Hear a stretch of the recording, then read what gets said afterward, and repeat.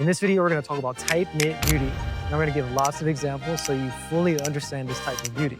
Like in The Watchmen, the superheroes, they're struggling with their identity a little bit. They're no longer superheroes, but then some of them kind of are superheroes. And the status of their identity is reflected in the weather. When the characters are really, truly being themselves, you will see the moon on display, full moon. And when the characters are hiding themselves or when they're obscuring who they truly are, then it's raining outside and there's overcast and there's cloud cover. When beauty is tight-knit, that just means that there's an interdependence with another artistic solution or constraints within the work of art or outside of the work of art. Things could be arranged in such a way that if something is changed in one area, then you can notice an error somewhere else, and either of those could be corrected. So in this video, I'm going to give lots of examples of how beauty can be tied to things within a work of art that it is in, or beauty can be tied to things beyond the work of art that it is in. Chopin, he writes music for the piano. There's an episode of South Park, which is an amazing episode of South Park. It's the same idea being put forth in multiple different layers or dimensions or levels. All right, so I want to go into another mode of beauty. We're just going to call this tight-knit. And this is just when the beauty of a work of art is highly interconnected. There's going to be different types of beauty within a work of art, and they're all going to be connected with each other in some ways. So for example, I said before, there's going to be a particular solution within a work of art that can be replicated into a different work of art. Well, instead of having it replicated in a different work of art, you can just have it replicated within the same work of art. So you have the beauty repeated in multiple times in multiple different contexts within a single work of art. And that itself would be a form of tight-knit. There's this interrelation between multiple different solutions, multiple different artistic solutions to different artistic problems. It's just creating self-similarity. So you can have similarity of the entire form will have one thing, and then within the form, there are multiple different chunks that mirror the entire form. So it's just this self-similarity or this kind of fractal. People like to talk about fractals, that type of thing. It's very obvious with the music of Bach, for example. It's also obvious with a lot of other classical music. There's some TV shows that do this. There's an episode of South Park, which is an amazing episode of South Park, where Mr. Garrison becomes the president. Mr. Garrison becomes the president, and he starts to abuse the country.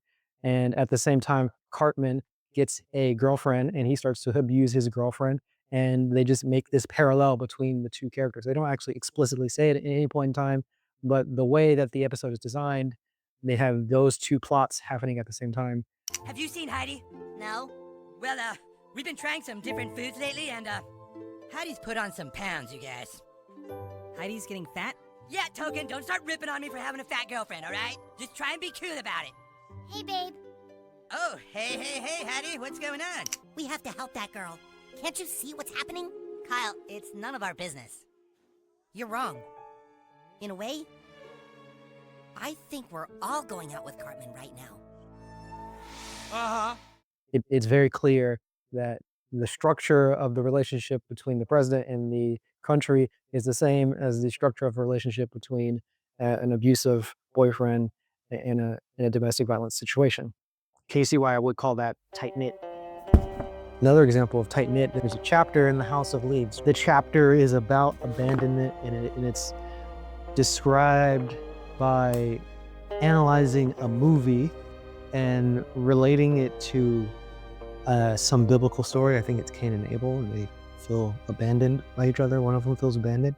And also, the movie analysis itself has been scrapped partially, so parts of it have been destroyed and cut out. So you get major chunks of it that are removed, which is the same theme. It's about abandonment. And this movie analysis is being read by somebody, and that person who is reading it is relaying a story in your life where a dog gets kind of archetypally abandoned. Go! Get out of here! It's very strange. So again, this is like an example of something being very tight-knit in that there are multiple elements that are having this, they're on the same theme. It's the same idea being put forth in multiple different layers or dimensions or levels. That is an example of something being tight-knit. Our final example of something being tight-knit by self-similarity is Watchmen. I really just like this movie, okay? The intro scene shows a behind-the-scenes view of Nixon giving a speech and also a televised moral debate. So we see the teleprompter and we see a production studio. And the whole movie itself could be said to be behind the scenes of Nixon giving a speech that sparks a moral debate. So the whole theme of this 3-hour movie is conveyed within the first 3 minutes. That is the self-similarity that I'm talking about. That is tight-knit. So sometimes elements within a work of art are tied to each other. Sometimes elements within a work of art are tied to other things outside of the work of art. So for example, Chopin, he writes music for the piano, and a lot of the ways that he writes the music has to be limited to what is possible for the human hand, for a single person with two hands to do. And that severely changes how the music has to be written. And he also tries to make finger exercises so that people can be more dexterous so that they can play the music better. The C sharp minor, opus 10, number 4. It's an elaboration of scale passages with alternating stepwide motion. Rick's a recording of this where he's just blazing through it. Well, in his introduction to all his editions, he said, don't work on the difficulty itself, but something like the principle behind the difficulty. So he gives you all sorts of exercises and ways of sometimes making things more difficult. For example, here, he first has you practice in chromatics. So you get used to curling your finger. Then he has you practicing on the weights.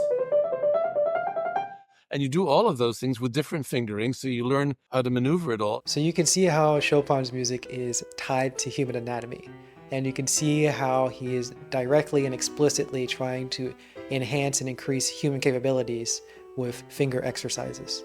Whereas there might be music out there in the world that is not coming close to the limits of human anatomy capabilities, or maybe greatly exceeding human capabilities. Both of those would be cases of something that is not tied to human anatomy. Here in the background, you can hear a song that I wrote for piano, and it is not very good. One of the many reasons why it is not very good is that it's actually outside of the range of human playability. I didn't realize this when I wrote it, but I learned when I was recording it, so I had to fake the recording.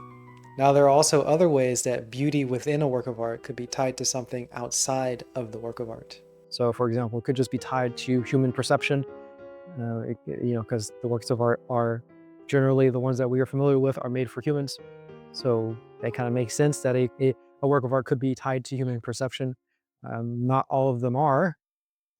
Not all of them are very well, at least, but some people make works of art that are pretty well tied to human perception and tied to how the attention mechanism in humans work. So that's another way that a work of art can be tight-knit, or that the beauty within the work of art can be tight-knit. Another film example is Barry Lyndon. This is a movie from Kubrick. And in the movie, he doesn't use any artificial lighting. He uses only natural lighting. So all the scenes outside are lit by the sun and the clouds occasionally by dim lighting, and all the indoor shots are candlelit. So there are some shots that are candlelit at night, and they're fantastic. They're amazing. It's an amazing movie. But the important thing is that all of the characters is 18th century period type piece. All the characters have this really, really, really expressive makeup. And the reason why is because the makeup has to be extremely expressive because the lighting is bad.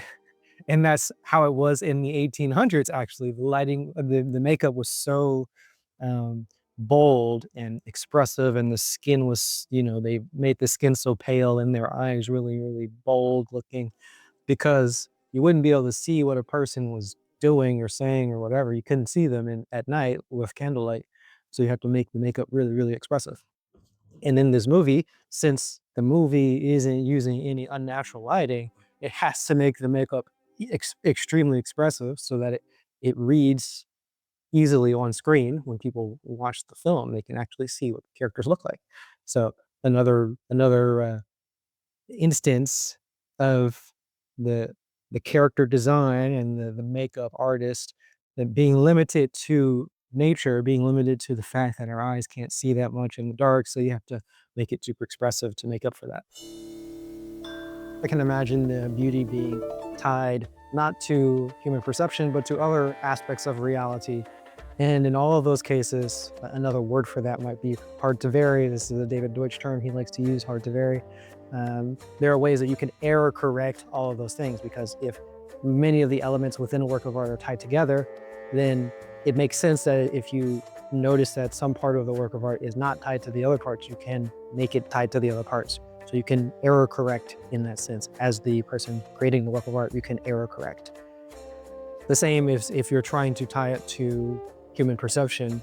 There are ways that you can make it tied to human perception, and there are ways that you can mistakenly make it not tied to human perception. So you can error correct and make it better. And you can improve upon your work of art by doing that. And obviously, if you're tying it towards reality, you can do the same thing. You can error correct it.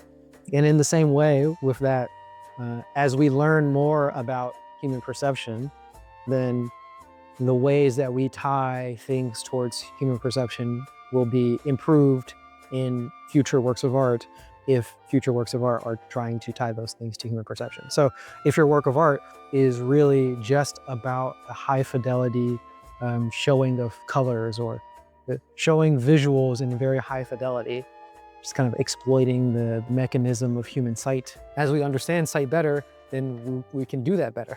And obviously with improved technology, we can do that better too. And if you have a work of art that is somehow tied to the physics in some way, some of the aspects of the beauty within it are tied to physics.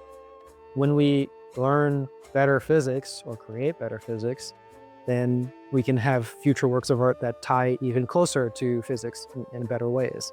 So that can be improved. Am I making a lot of sense here? I feel like I'm not making as much sense with this category. But anyway, this is the final bucket that I wanted to talk about. Things that can be hard to vary, things that are tight-knit. This is the beauty that can be tight-knit. I think it's a pretty big bucket. It seems like maybe I should be splitting this bucket into other buckets. I don't really know. The category doesn't seem to be tight-knit itself. I'm working on it, okay? I'm trying to figure this stuff out. In either case, it's fun to think about anyway.